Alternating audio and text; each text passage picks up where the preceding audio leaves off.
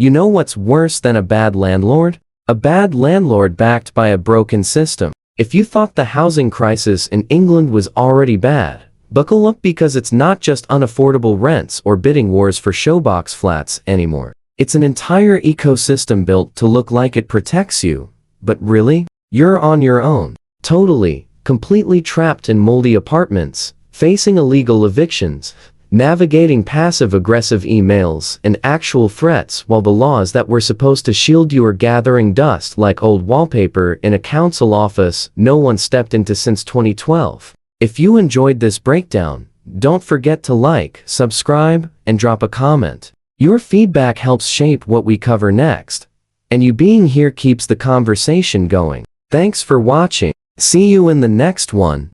This is the story of how 4.6 million private renters in England were sold the dream of safety and fairness and left with a legal illusion. It starts, as these things often do, with good intentions and even better press releases. Over the past few years, the UK government has rolled out reform after reform. Bold language, strong promises. Section 21, aka the dreaded no-fault eviction, was on the chopping block. A shiny new rental ombudsman was announced. Landlords would be held accountable. Tenants would be protected. The age of rogue landlords was over apparently. Only, it wasn't. It isn't. Because while the government was drafting laws and patting itself on the back, the actual mechanisms to enforce those laws? Non-existent. Underfunded. Ignored. Let's put it in numbers. 2/3 of councils in England, literally over 60, haven't prosecuted a single landlord in 3 years. Nearly half issued 0 civil penalties. 0. Despite thousands of complaints from tenants who are harassed, illegally evicted, or stuck in flats with broken heating, rotting floors, or worse. And how many landlords have been banned from operating nationwide? 16. Not 16%. Not 1,600. Just 16. In a country with millions of private renters and untold thousands of landlords, only 16 people have been deemed bad enough to get the boot. And we're supposed to believe this system is working? You might be wondering, how is this even possible? How did we get here? And more importantly, why does no one seem to be fixing it? Well, it's not exactly a secret. Local councils are drowning. Years of austerity have gutted staffing. Housing enforcement teams are stretched so thin, they're basically transparent. Even when a tenant comes forward with alleged complaint photos, texts, paperwork, it takes months to get traction, if it ever does. Meanwhile, the truly responsible landlords, the ones who actually follow the rules, they're the ones getting squeezed the hardest. Regulatory red tape is piling up. Compliance costs are rising. Uncertainty about future laws is pushing them to sell up and get out. And guess who's happy to swoop in? The bad actors. The ones who know exactly how toothless enforcement is. The ones who know they can get away with almost anything. And yes, the government has proposed a rental ombudsman to help mediate disputes, offer faster resolutions, and ease pressure on councils. In theory, it sounds like progress. But in practice, the ombudsman's powers are vague. Its funding is murky. Its staffing? Unclear. If you've ever tried to get a refund from a shady company through an ombudsman, you know the vibes. A bureaucratic shrug and a 90-day wait time. Ombudsmen work only when they're fully resourced, fully empowered, and fully independent. Anything less, and it's just another layer of paperwork, another way to make it look like something's being done while the actual problems fester. Let's not sugarcoat it. The entire system right now is designed to appear like it protects tenants while quietly relying on the fact that most people won't have the time, money, or mental bandwidth to challenge their landlord through a maze of broken processes. And don't even get started on how wildly inconsistent enforcement is across the country. Some councils actually go after rogue landlords, which is great if you happen to live there. But for everyone else, it's a postcode lottery. Same laws, totally different outcomes. It's like trying to play Monopoly when everyone else is secretly using a no rules. At its core, this isn't just a housing crisis. It's a trust crisis. Renters are being told, don't worry, you're protected. but they're not. And when those protections fail, when the eviction notice comes anyway, when the mold spreads across the ceiling and no one shows up to inspect, it's more than just stressful. It's betrayal. We are rapidly heading toward a future where landlords are even less regulated, renters even more vulnerable, and the entire rental market even more chaotic, because the people in charge are more focused on headlines than handcuffs. And let's not forget, this isn't just hurting tenants. The responsible landlords, the ones who provide safe homes and follow the rules, are being punished too. If you enjoyed this breakdown, don't forget to like, subscribe, and drop a comment. Your feedback helps shape what we cover next, and you being here keeps the conversation going. Thanks for watching. See you in the next one.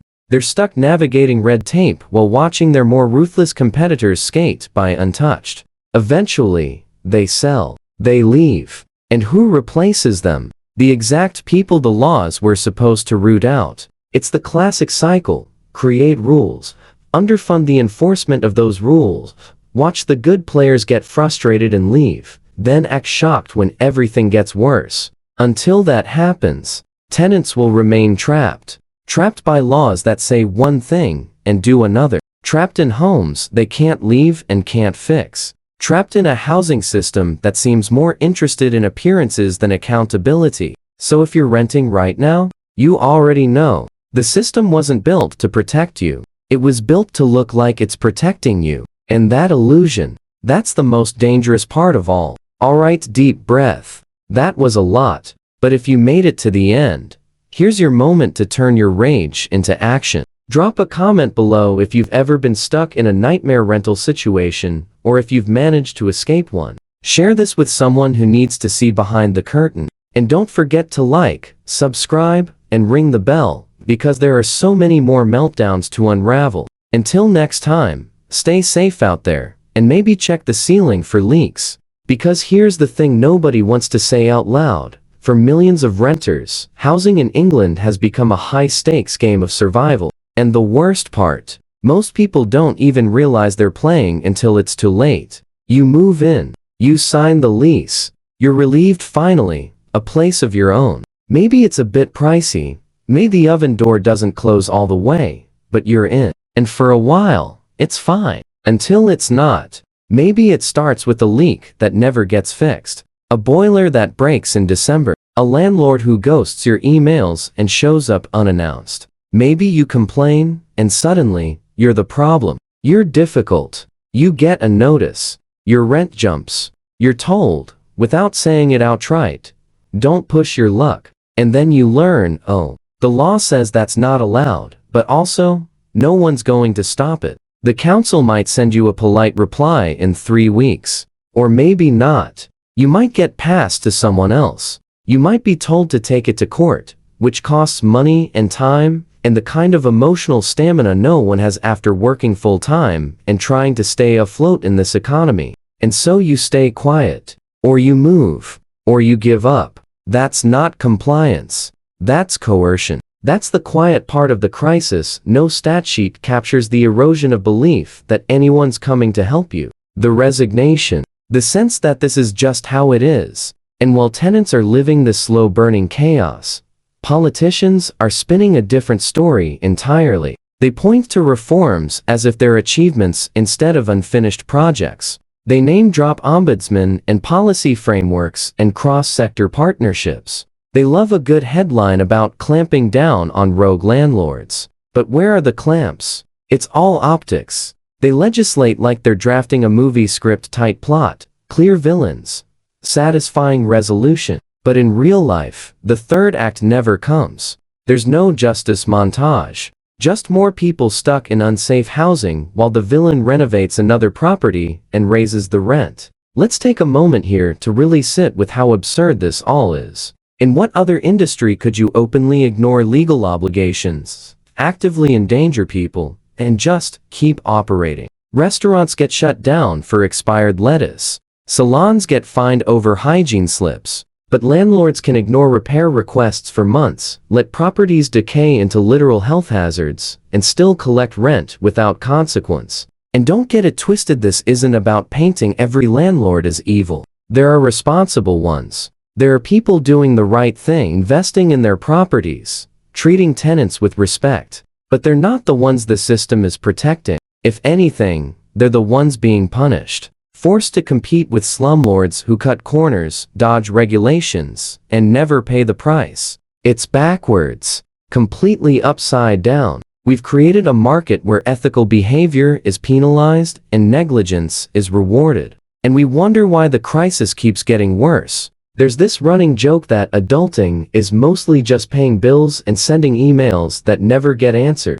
But for renters in England, adulting means playing housing lawyer, pest control specialist, maintenance manager, and crisis negotiator all before you even eat dinner. Because when the system fails, you become your own system. You learn how to screenshot everything, how to document every crack in the wall, how to quote tenancy law in an email that ends with "kind regards," but feels like a scream. You learn to live in a constant state of low-grade panic, because if something goes wrong, there's no safety net. Just a threadbare web of promises and the faint hope that maybe, someone will take your case seriously. But they rarely do. Not because they don't want to. Let's give credit where it's due. There are housing officers out there doing everything they can. But they're outnumbered, underfunded, overworked, working in systems designed to stall them at every turn. It's like sending one firefighter to stop a citywide blaze, and blaming them when the smoke keeps rising. And while the wheels of pretend accountability keep spinning, the real damage keeps piling up. Let's talk about the psychological toll. The stress of not knowing if you'll have a place to live in 6 months. The anxiety of calling your landlord for the 5th time about black mold that's now creeping into your closet. The humiliation of explaining to friends why your ceiling leaks when it rains. And no, you can't just get it fixed. It's exhausting. It's demoralizing. And worst of all, it's invisible. Because no one sees this unless they've lived it. Unless they've stood in their kitchen with a letter in their hand and a pit in their stomach, wondering what they did to deserve this. You didn't do anything. That's the point. The system is broken, and right now, it's breaking you. Now, fast forward to 2026. The big reforms finally arrive. Section 21 is banned. The rental ombudsman is fully operational. The government holds another press conference. There's applause. But here's the question, if no one's funding the enforcement, does any of it matter?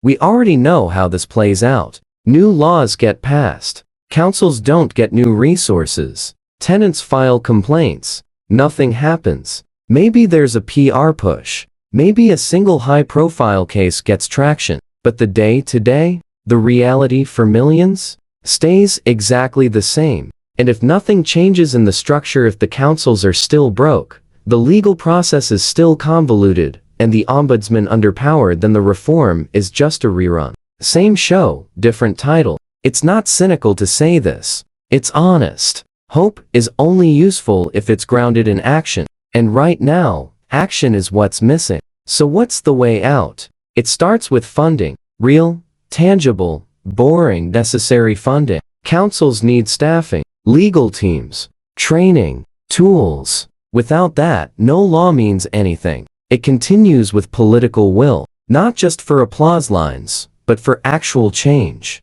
That means standing up to property lobbyists. That means accepting that protecting tenants will cost money, and that it's worth it. And most importantly, it means visibility, because systems only stay broken when no one's watching, when renters feel alone, when stories go untold.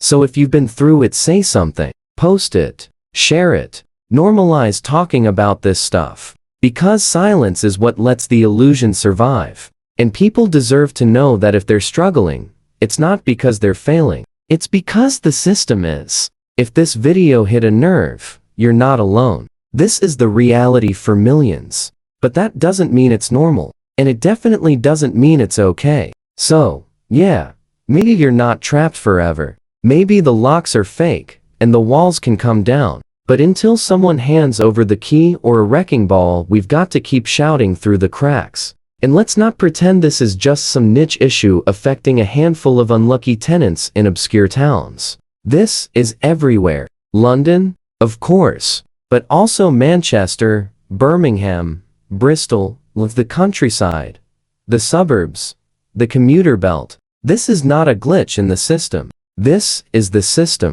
Because when a system fails, this many people, this consistently, it's not broken, it's working exactly as intended. And that's the most infuriating part. Somehow, we've arrived at a place where housing is treated more like an investment scheme than a basic human need. Where people with spreadsheets and portfolios own 10 properties they've never stepped foot in, and tenants live in fear of complaining, just in case their home is suddenly relisted for £300 more next month. And sure, let's all pretend the free market will sort it out. Let's just wait for some invisible hand to fix the leaks and evict the abusers. Never mind that the invisible hand seems to only hold eviction notices and rent hikes. Meanwhile, you've got renters forming WhatsApp groups just to keep each other sane, sharing legal advice like battle plans, whispering names of decent landlords like they're ancient folklore. It's a whole underground survival network, and it shouldn't have to exist,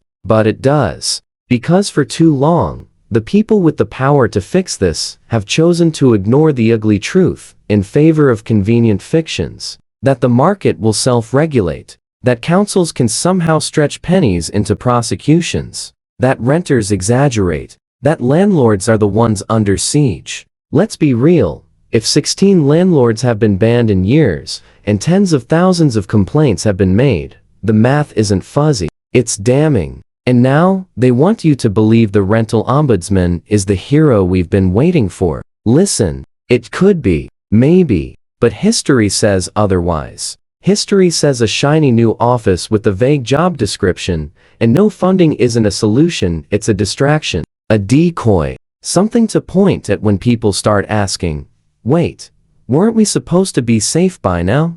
Because the truth? You can write all the laws you want. You can slap together 100 ombudsmen, but if no one's empowered to enforce them, they're just words, ink on paper, a false sense of security wrapped in red tape. And the longer this illusion persists, the worse it gets. Because bad landlords talk. They know where the loopholes are. They know which councils are too overwhelmed to respond. And the more they get away with it, the bolder they become. It's like watching the final season of a show where all the villains have unionized, and the good guys are still stuck filling out forms in triplicate. At some point, you've got to ask, when does this stop being a housing issue and start being a justice issue? Because what's happening here is more than just bad business. It's exploitation. It's systemic neglect. It's people profiting off the misery of others while pretending it's just how things are. But here's the thing. Systems can be rebuilt. Laws can be enforced.